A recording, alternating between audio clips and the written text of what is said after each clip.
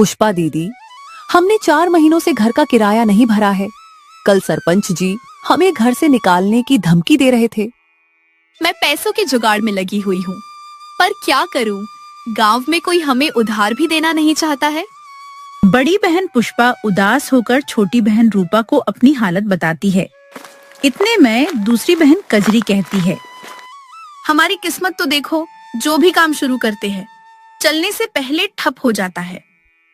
मुझे तो समझ नहीं आ रहा है, अगर ऐसे ही चलता रहा तो हम इतने सारे कर्ज कहाँ से भरेंगे।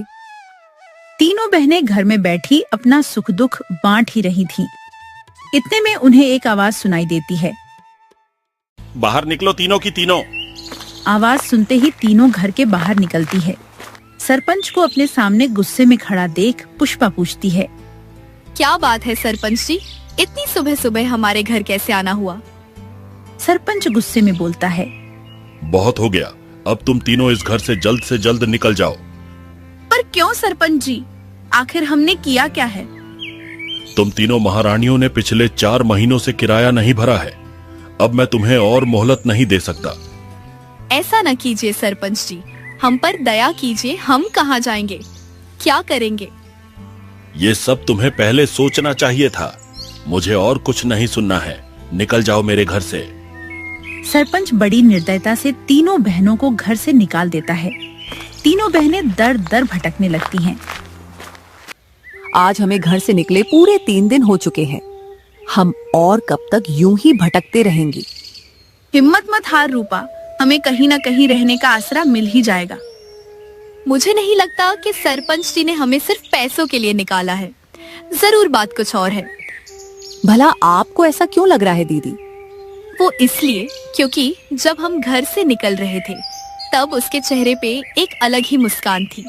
ऐसा लग रहा था जैसे हम उस दिन उसे पैसे दे भी देती, उसके बावजूद भी वो हमें घर से निकाल ही देता। आखिर ऐसी क्या बात होगी जिस कारण सरपंच इस हद तक गिर गया कि 3 बेसहारा लड़कियों को बिना कुछ सोचे बेघर कर दिया। तीनों बहनें सरपंच के असल इरादे का सोच सोच कर परेशान हो रही थीं। तभी अचानक मौसम बिगड़ना शुरू हो जाता है। आसमान में काले बादल छा गए, तेज बिजलियां कड़कने लगीं। लगता है बारिश होने वाली है, हमें जल्दी सर छुपाने की जगह ढूंढनी होगी। इतना बोलकर तीनों तूफान से बचने के लिए जंगल की ओर भागती है। कुछ दूर चलते ही उन्हें नदी किनारे थोड़ी सी खाली जगह दिखती है, जिसे देखकर पुष्पा बोलती है, कजरी, रूपा, ये देखो, यहाँ इतनी बड़ी खाली जगह है, हम यहाँ अपने रहने के लिए एक झोपड़ी बना सकते हैं। हाँ पुष्पा, तुम सही कह रही हो, इससे पहले बारिश शुरू हो जाए हमें जल्दी से झोपड़ी बना लेनी चाहिए। इसके बाद वे तीनों बहनें बिना एक पल की देरी किए जंगल की लकड़ियों, पत्तों और नदी किनारे की पक्की मिट्टी से एक छोटी सी झोपड़ी बना लेती है। दीदी, भले ही ये झोपड़ी गांव के घर जितनी बड़ी नहीं है, पर यहाँ एक अलग ही सुकून है। न तो यहाँ हमें किराया भरने की चिंता है और न ही घर खोने का डर। सच में पहली बार हम किराए के नहीं बल्कि अपने खुद के घर में रह रही है। तीनों अपने नए घर में रहकर बहुत खुश हो रही थीं। रात हुई, तीनों जंगल की जंगली सब्जियां और फल खाकर सो गईं। आधी रात होते ही तूफान और बारिश का ऐसा कहर बरसा कि उनके घर की छत से पानी की बूंदें टपकने लगीं, जिस कारण कजरी उठ गई। हे प्रभु, अब ये क्या नई मुसीबत है। इतना बोलते ही कजरी ने परेशान होकर पुष्पा और रूपा को जगाया। तुम दोनों जल्दी उठो, देखो छत टपक रही है, ऐसा ही रहा तो घर के अंदर पानी भर जाएगा। ये सुनते ही दोनों फौरन नींद से जगी और बारिश से बचने का उपाय सोचने लगी। दीदी, मेरे पास एक उपाय है, क्यों ना हम छत के ऊपर भी मिट्टी का काम कर दें। मिट्टी की मोटी परत होगी तो छत टपकने का कोई डर ही नहीं रहेगा। उपाय अच्छा है, अभी बारिश हो रही है, आज हमें ऐसे ही गुजारा करना होगा। सुबह बारिश बंद होते ही हम घर की मरम्मत का काम शुरू कर देंगे। इतना बोलकर तीनों सुबह होने का इंतजार करने लगती है। छत टपकने के कारण वे सो नहीं पाती, इसलिए कोने में बैठी बैठी पूरी रात बिना सोए गुजार देती है।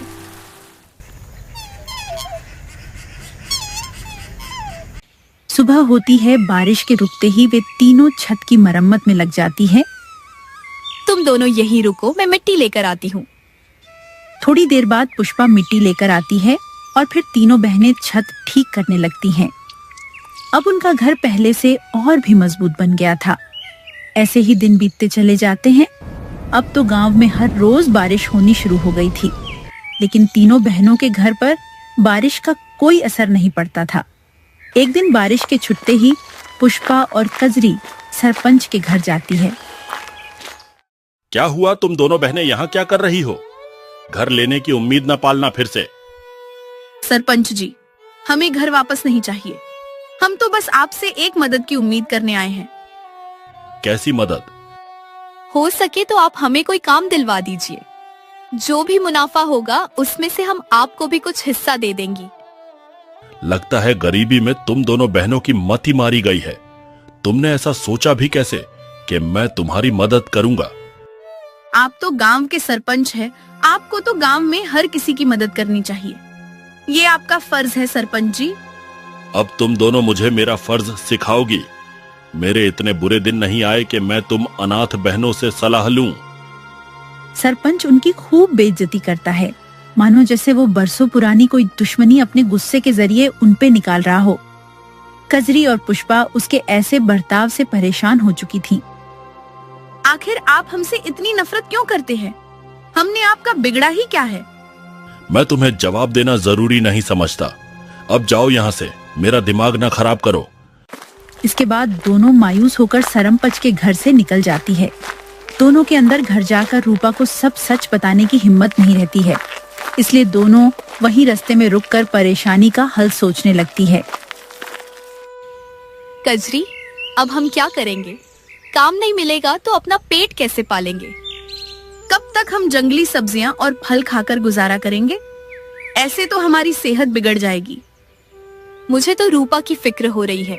हमारी छोटी बहन है, हमें उसे खुश रखना चाहिए, पर किस्मत के हाथों मजबूर उसे भी हमारे साथ दुख झेलने पड़ रहे हैं।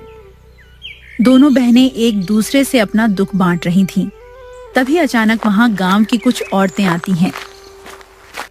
ये दोनों मनहूस यहाँ क्या कर रही है? इन्हें तो सरपंच ने घर से निकाल दिया था ना। अपने बारे में ऐसी बातें सुनकर कजरी को बहुत गुस्सा आता है और वो उस औरत को सुनाने लगती है। तुम हमें ऐसे कैसे बोल सकती हो? क्या हमने तुम्हारा उधार खाया है जो तुम्हारी बातें सुने? जेब में 1 रुपया तो है नहीं, पर अकड़ तो देखो। जुबान कैंची की तरह चलाने से कुछ नहीं होता। तुम तीनों बहनें हो ही मनहूस। सही कह रही हो बहन, मुझे तो इन तीनों बहनों से नफरत है। इनके माता पिता ने जो गांव वालों के साथ किया था वो कोई भी अब तक भूल नहीं पाया है। कहना क्या चाहती हो? मेरे माता पिता ने ऐसा क्या किया था गांव वालों के साथ? उन्हें बदनाम मत करो, वे तो अब इस दुनिया में भी नहीं हैं। सच सबको कड़वा ही लगता है। खैर, हमें तुम्हारे मुंह नहीं लगना, हमारे पास इतना फालतू समय नहीं है। इतना बोलकर वे औरतें वहाँ से चली जाती हैं। शाम होते ही कजरी और पुष्पा अपने घर वापस आती हैं। क्या बात है दीदी, आप दोनों इतनी निराश क्यों लग रही हो? कुछ नहीं बाबू, बस थोड़ी काम की चिंता है। आज भी हम खाली हाथ ही लौटे हैं। कोई बात नहीं दीदी, आप दोनों निराश ना हो, ऊपर वाला सब ठीक कर देगा। हो सकता है वो हमारी परीक्षा ले रहा हो। कहने को तो सबसे छोटी हो, पर समझदारी हमसे भी ज्यादा है। मुझे ऐसा क्यों लग रहा है दीदी, जैसे सिर्फ काम ही समस्या नहीं है, बात कुछ और भी है। नहीं तो ऐसा तो कुछ भी नहीं है। तू ज्यादा मत सोच, जाकर सो जा, हम कोई न कोई काम ढूंढ ही लेंगी। तब रूपा, पुष्पा और कजरी रूपा को गांव में हुई चर्चा के बारे में कुछ नहीं बताती है। रात होती है। रूपा के गहरी नींद में जाते ही कजरी परेशान होकर पुष्पा से बातें करने लगती है। पुष्पा, आखिर गांव में सब हमसे इतनी नफरत क्यों करते हैं? जब देखो तब हमारे माता पिता को गलत क्यों कहते हैं? मुझे भी समझ नहीं आ रहा है। आखिर ऐसी क्या वजह है कि सब हम तीनों बहनों से इतनी घृणा करते हैं? यही सवाल उन्हें मन ही मन बेचैन किए जा रहा था। कुछ दिन बीते, अब तो उनकी हालत इतनी खराब हो गई थी कि बिना पैसों के गुजारा करना नामुमकिन सा हो रहा था।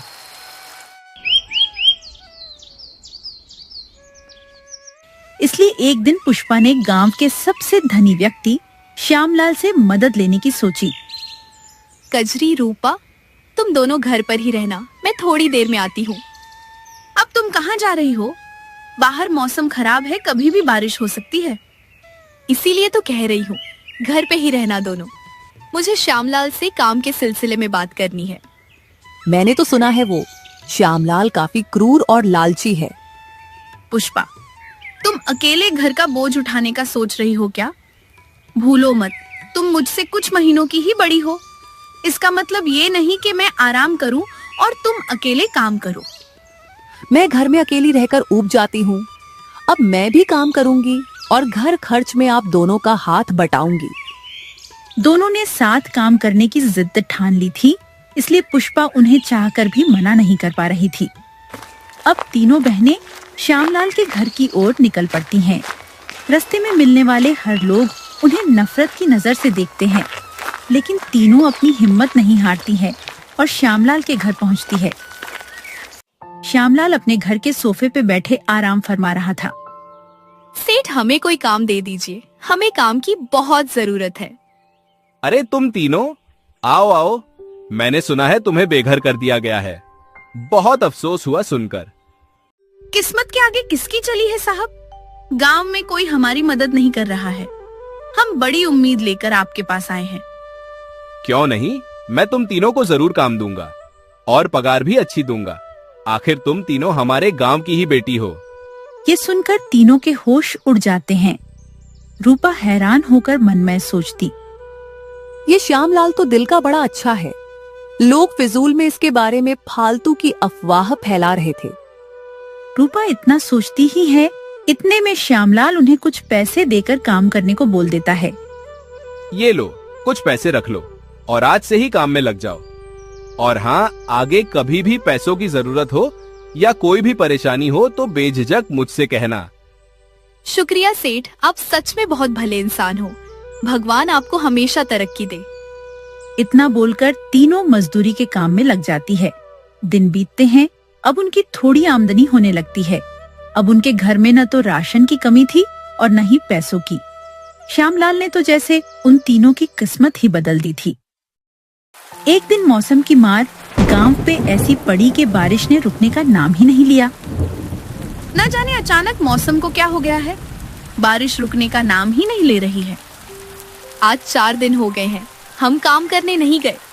अगर सेठ श्यामलाल गुस्सा हो गए तो लेने के देने पड़ जाएंगे। इतनी बारिश में कोई पागल ही होगा जो घर से बाहर निकलेगा।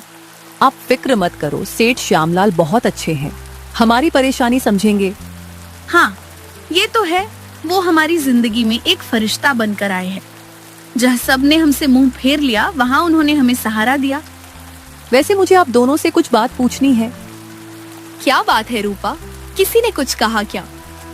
मैं कुछ दिन पहले घर का सामान लेने बाजार गई थी। तब वहाँ मुझे सब लोग बहुत ताने दे रहे थे, कह रहे थे अपने माता पिता की करनी का फल जरूर भुगतेगी। तू उनकी बात पे ज्यादा ध्यान मत दे, वे सब हमारी तरक्की से जल रहे हैं। और नहीं तो क्या, जब हम दर दर की ठोकरें खा रहे थी तब तो कोई मदद करने के लिए आगे नहीं बढ़ा। अब हम उनकी बात क्यों सुने भला? पुष्पा और कजरी गांव वालों के तानों को नजरअंदाज कर रही थी। उन्हें ये समझ नहीं आ रहा था कि इन तानों के पीछे क्या गहरा राज छिपा है। वे तीनों बिना किसी फिक्र के अपने मिट्टी के घर में आराम से रह रही थीं। बारिश और तूफान इतना ज्यादा बढ़ गया था कि गांव में हर तरफ पानी भर गया था। लोगों के लिए गांव में रहना मुश्किल हो रहा था। सरपंच जी, हमारी सहायता कीजिए, हमारा घर डूब रहा है, हम कहाँ जाएंगे? आप सब घबराइए मत, मैं कुछ सोचता हूँ, मुझे थोड़ा समय दीजिए। समय ही तो नहीं है सरपंच जी, बारिश ऐसे ही होती रही तो पूरा गांव डूब जाएगा, कुछ नहीं बचेगा। गांव की परिस्थिति बहुत खराब हो गई थी। पानी का बहाव इतना बढ़ गया था कि सब अपनी जान बचाने के लिए जंगल की ओर भाग रहे थे। जंगल पहाड़ की ऊंचाई पे था, इसलिए वहाँ पानी भरने की परेशानी नहीं थी। रूपा और कजरी घर के बाहर बैठी थी, तभी उनकी नजर गांव वालों पे पड़ी। कजरी दीदी, वो देखो गांव वाले जंगल में इधर उधर दौड़ रहे हैं। अरे हाँ, चलो देखते हैं क्या हुआ है। कजरी पुष्पा को आवाज देती है। पुष्पा भी घर के बाहर आ जाती है। फिर तीनों गांव वालों के पास जाते हैं। उन गांव वालों की भगदड़ में सरपंच भी था। क्या बात है सरपंच जी, आप सब इधर उधर भाग क्यों रहे हैं? हम सब अपनी जान बचा रहे हैं। हमारा घर डूब चुका है। हम बेसहारा हो गए हैं। जो जैसा करता है उसके साथ वैसा ही होता है। एक समय आपने हमें बेघर किया था, आज भगवान ने आपको कर दिया। कजरी, ये कोई समय है क्या लड़ाई करने का? ऐसे किसी के बुरे वक्त का मजाक नहीं उड़ाते हैं। आप सब हमारे घर चलिए। यहाँ बारिश के कारण बाढ़ आने की संभावना नहीं है। इतना बोलकर तीनों बहनें सभी गांव वाले को अपने घर लेकर चली जाती हैं।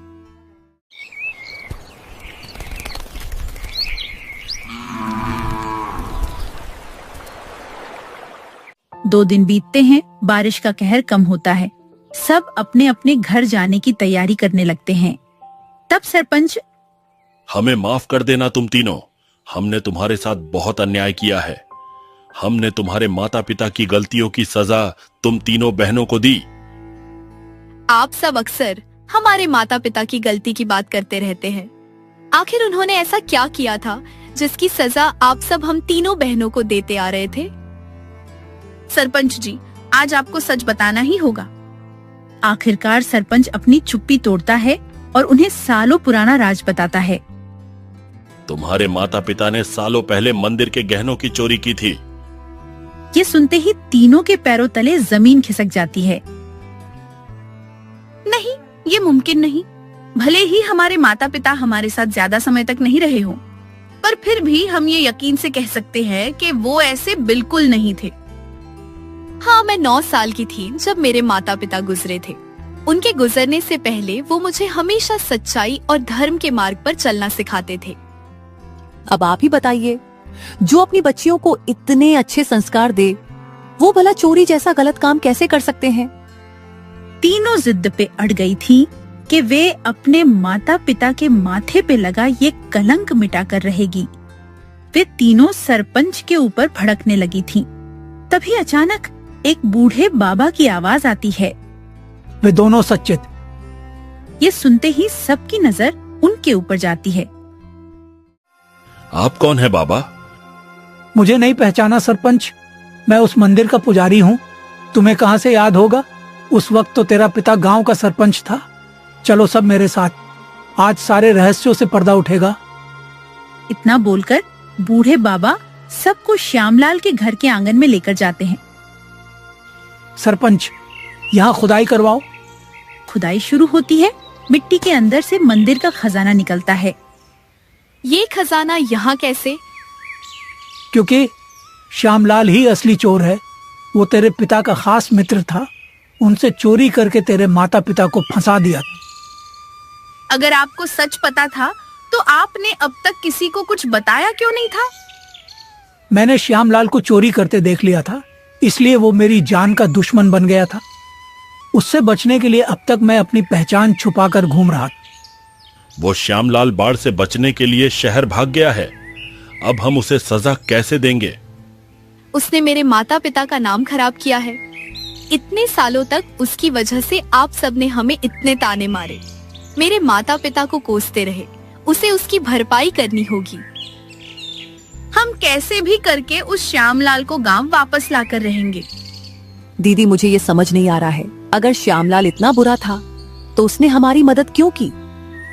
वो इसलिए क्योंकि ये आधा खजाना है, आधा तुम्हारे पिता ने उससे बचाकर कहीं छुपा दिया था और उसे लगता है कि तुम्हें खजाने का पता है। अब सारी हकीकत उनके सामने थी। उन्होंने शहर में श्यामलाल के पास ये खबर पहुंच पाई कि बाकी का खजाना मिल चुका है।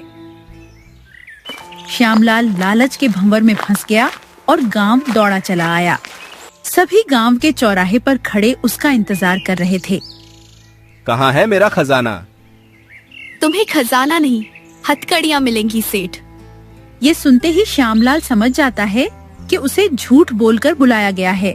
सरपंच और बाकी के गांव वाले उसे पुलिस के पास लेकर चले जाते हैं। फिर रूपा पुष्पा से पूछती है, दोषी को सजा तो मिल गई, पर ये समझ नहीं आया कि पिताजी ने बाकी का खजाना कहाँ छुपाया होगा। मुझे पता है, माँ कहा करती थी कि हमारे घर के आंगन में गांव की धरोहर छिपी है। आज मुझे इसका अर्थ समझ आया। इसके बाद पुष्पा ने अपने किराए वाले घर के आंगन की खुदवाई कराई और खजाना वापस से मंदिर के हवाले कर दिया। फिर वे तीनों बहनें खुशी खुशी नदी किनारे वाले घर में रहने लगीं। अब उन्हें कोई घृणा की नजर से नहीं देखता था। सब उनसे बहुत प्यार करते थे और उन्हें अच्छी पगार पर काम भी देते थे। इस प्रकार की मजेदार कहानियों को सुनने के लिए हमारे चैनल अक्कू टोन को सब्सक्राइब करना ना भूलें।